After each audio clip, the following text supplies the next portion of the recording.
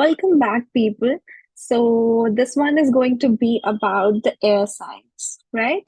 I'll just quickly share my screen. Oh, just a second. Yeah. So, next one is the air signs. First of all, whenever the ascendant falls between 16 degrees 40 minutes to 20 degrees of Gemini sign, it is going to go into Pisces Navamsa, right? So the ascendant is going to be Pisces. Even if it is a planet, it is going to go into the sign of Pisces from the sign of Gemini. So that's now the 10th placement. Like Pisces is 10 places away from Gemini. So it is going to go 10 places. So the relationship is going to be 10. That means this person is going to work really, really hard. And the Pushkara Navamsha part of this is that the person is going to get support from people, from public, and the person is going to get support from their career. Basically, see, the positive side of the 10th house or the 10th relationship is that you get immense support and you are career oriented, you are really, really hardworking, right? So somehow career is going to get you to that transformation from being an air sign to go to a water sign. Although, if we think based on the element, it is actually a difficult position going from an air sign to the sign of to the water sign, the sign of Pisces, like going from a Gemini to Pisces. See, Gemini people, they are very, very communicative. They have very good marketing skills. They are skillful. They want to do everything on their own, right? So you'll see a person, that's generally the characteristics of Mercury as a planet also. That what happens is they want to become their own doctor, they want to become their own accountant, so they want to do everything. Whenever they need to get something done, they always think that why not I just learn that thing and I'll do it on my own, right? So that's the energy of Gemini.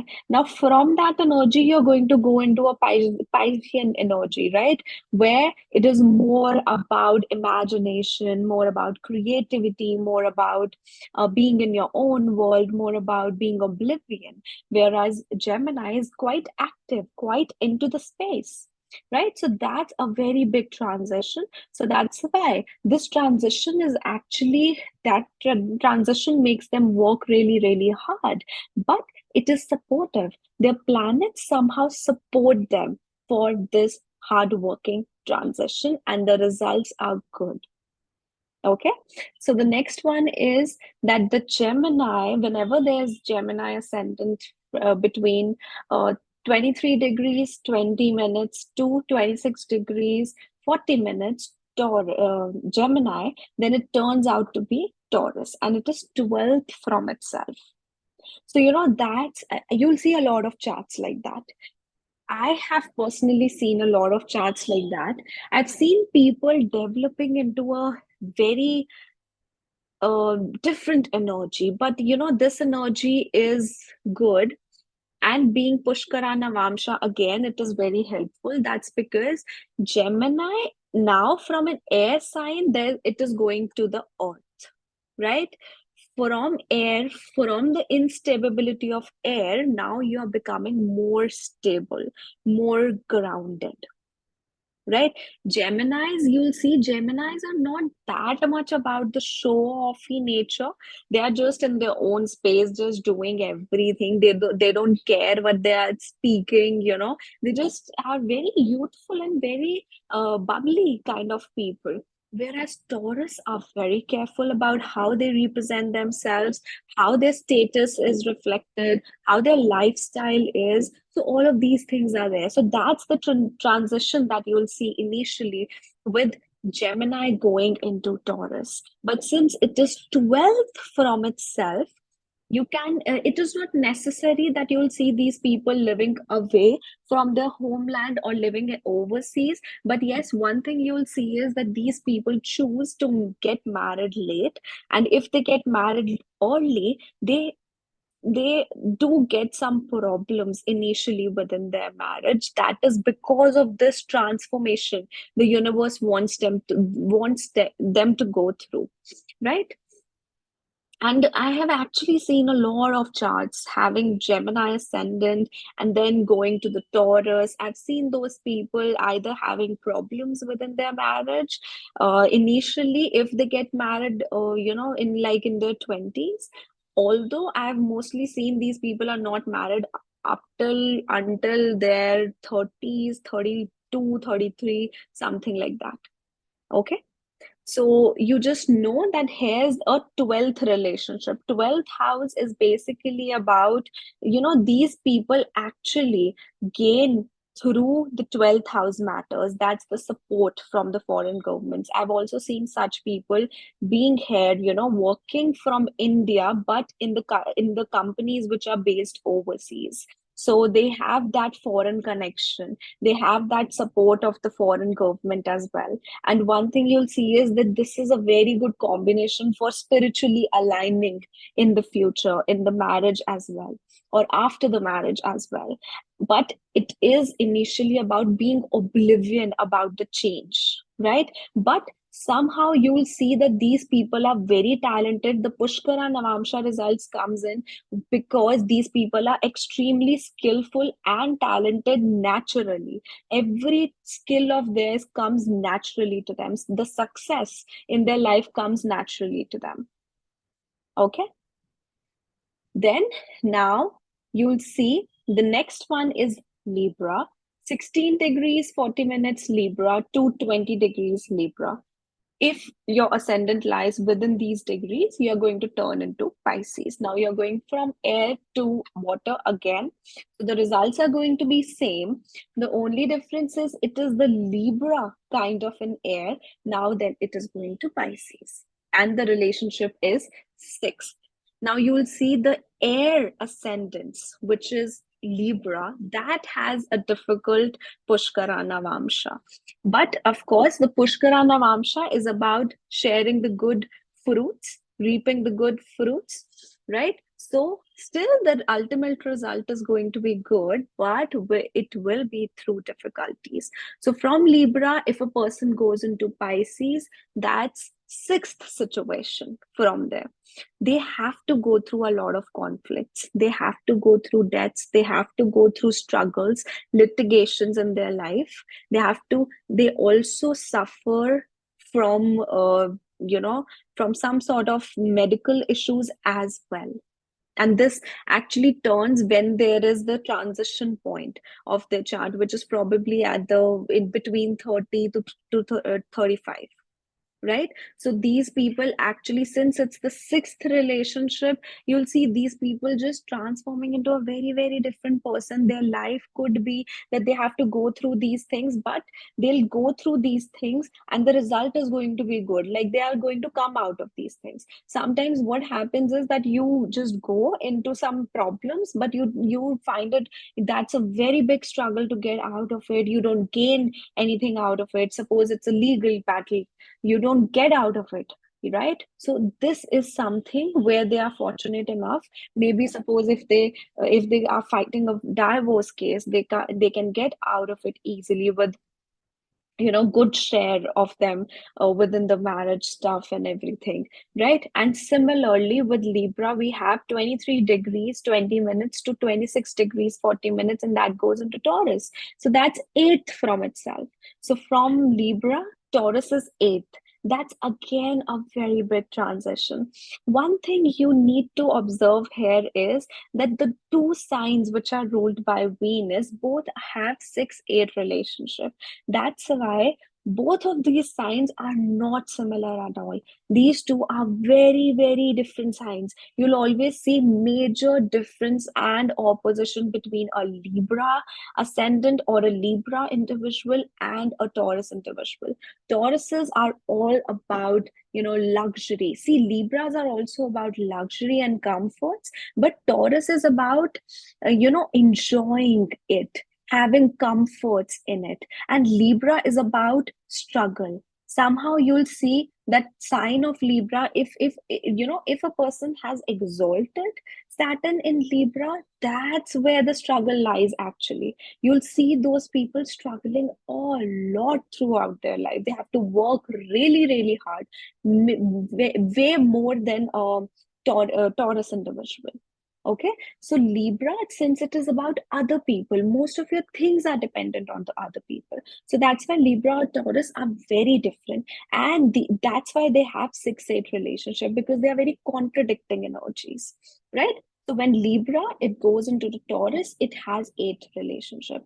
In some cases, I have seen people get either getting married late or having an end to the marriage because of this transition. You go from an air to the earth. Both of them are about intelligence, about being clever, and things like that. But this transition is not the best to have, to be honest. But the Pushkara Navamsa part is that this transition is actually going to help you in a way that you can have sudden gains, you can have sudden changes. Suddenly, your life is going bad, everything is going bad, job is bad, relationship is bad, everything is bad, but suddenly something will happen and everything is going to be just fine. Okay, so because of the 8th relationship, you get involved into so many occult things also. You get knowledge of occult, astrology, all of these things, shares, insurance, all of that. You may get money from gambling, you may get money from shares or lotteries, something like that. So these things are beneficial in respect of Pushkara Navamsha. Okay, now the last one is going to be about Aquarius. So if a planet or the ascendant lies in between 16 degrees 40 minutes Aquarius to 20 degrees Aquarius, now it is going to go into the Pisces Navamsha, second from itself. Okay, so second from any planet or second from anything means gains, right? So you will see, first of all, such an individual will always focus on having a marriage which is going to give them something, give them some sort of gain. And they're always going to look for financial aspects of the marriage.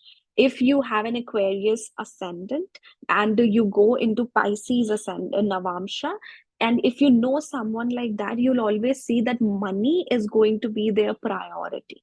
Whenever they decide on getting married to someone, money is definitely going to be their priority. Okay, and naturally, since it has been their priority, they'll be actually fortunate to get good finances, good family, good family, and as well as big family.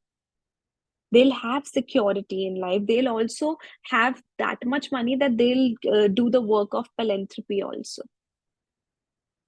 Okay, so these with these relationships which I have discussed, these are also the strengthening point, since they are the catalyst of the growth or the catalyst of the good deeds that the people are going to receive. These are also the strengthening houses for that particular individual. So you can just consider the house so as to know which are the benefits they are going to receive. Like, since we talked about from Aquarius, you go into Pisces, that's second from itself, right? So there are gains through the family, there are gains through money, finances. You build over time, you have jewelries, you have possessions, because second house is about possessions. Your lifestyle actually enhances over time. Okay, so this is what you will see. Suddenly one question came into my mind, that some people would also say that we are Pisces ascendant, but we have had made very much sacrifices in your in our lives and all of that. See, that is initially just the Pisces ascendant. If you refer to just a Pisces ascendant, you know that a Pisces ascendant, they have to sacrifice a lot within the marriage. They have to, they just get into a situation where they get a partner who is very different from their nature. So there's, because of that nature, there's a lot of adjustment and a lot of sacrifice that is required. A lot of times when you have to just suppress your emotions because of the other person also, and they might sometimes make you feel small. So these things happen with Pisces ascendant in the Navamsa. So that is the general result of Pisces. But here we are just talking about the Pushkara Navamsa, that from one particular zodiac sign, if it goes into the another sign, then what results are going to be there, right? So with Aquarius, you'll see it's going to be the second from the D1. So it is going to give the results of the second house. And a person is going to be fortunate about it. That's about the Pushkara Navamsa. Now, if from an Aquarius a person goes, suppose they have ascendant between 23 degrees 20 minutes to 26 degrees 40 minutes, then they are going to go into Taurus Navamsha. Now this person is going to be very concerned, since it's the fourth relationship. This person is going to be very concerned about home security and stability. That's because initially, going from a fire or going from an air sign to the earth sign, of course these results are there, and now it's also the fourth relationship, or it's the fourth house. So this person wants to have a very homely wife or husband. They want to have a good home, stable home. They want to have a home of their own as a property. They want to have comforts in life. So these are the things, and you'll also see they'll be fortunate enough to have those things. They are going to earn those things on their own. They're going to get those things on their own by their own, dedication. So this is also one thing that you'll see. Of course, the transition is from the air to the earth.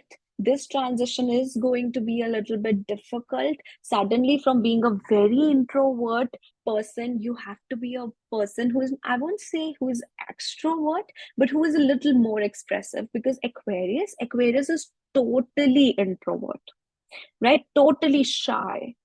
And then it's Taurus. Taurus is about taking your stand, speaking, because second house is about the speech. So your speech is very prominent and very fixed, because it's a fixed sign. Both of them are fixed signs. So remember, going from a sthir fixed sign to another sthir fixed sign, it's like a person who is battling not to change, but they have to change, and this change is somehow going to nurture them, right? So this is the kind of story you'll understand with the air element of especially Aquarius. Okay, so guys, this was my output on the air element. I hope this was helpful. If you guys are new to my channel, don't forget to subscribe, like, comment, and share. And if you guys would like to have your personal readings, you can check out the link below, www.anmollastrology.com. And under the consultation section and also under the unique reading section, you can book a personal reading for yourself. So next video is going to be about the water ascendants, and then we'll be left with one last video about the planets, about how certain planets, nakshatras, have Pushkara Navamsa, and what what treasure basically they hold. Okay, so see you in the next video. Bye bye, take care.